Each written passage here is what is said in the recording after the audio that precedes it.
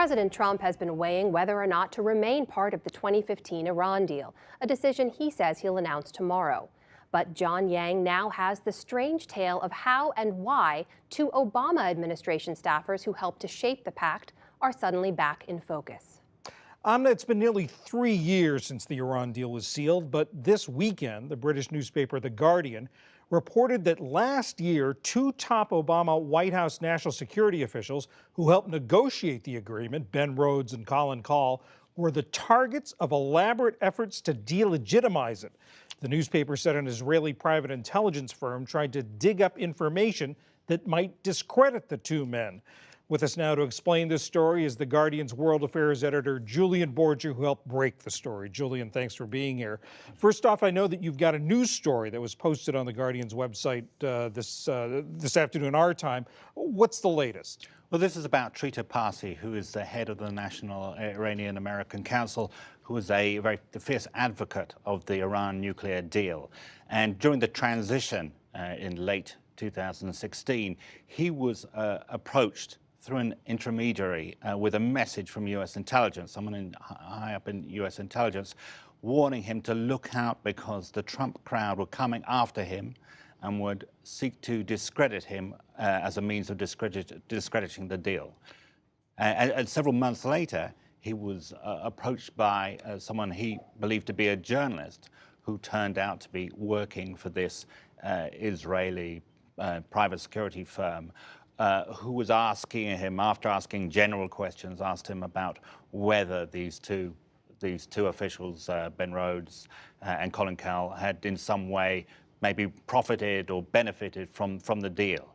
He didn't think anything more of it other than to think it was a bit odd until we read from the transcript of that conversation that we got hold of from sources close to that firm.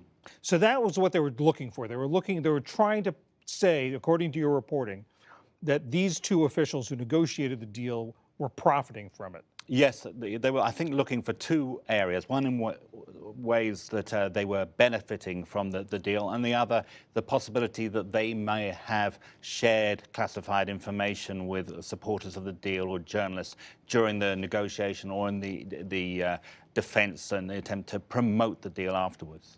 And from your reporting, who was behind this? Who asked this or who hired this Israeli security firm to do this?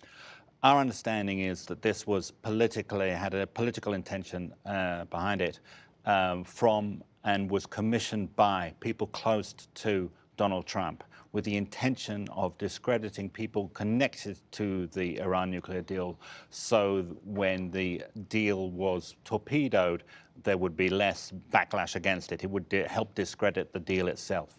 You say people close to President Trump. Were you able to take this inside the White House in your reporting? We are not sure in terms of whether this is people who were in the White House or business associates, but our sourcing who are close to this private security firm said it was clear that when the tasking for this went out, that the ultimate customer was the Trump team, the Trump camp.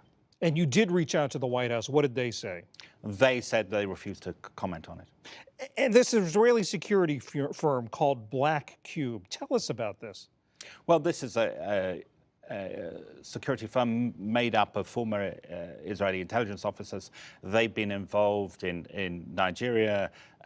They've been involved in Central Europe, and they have been involved in the scandal around Harvey Weinstein. One of his lawyers, according to New Yorker, hired Black Cube to go after the accusers of Harvey Weinstein and see if they could get anything on them as a way of stopping the claims of sexual misconduct against him.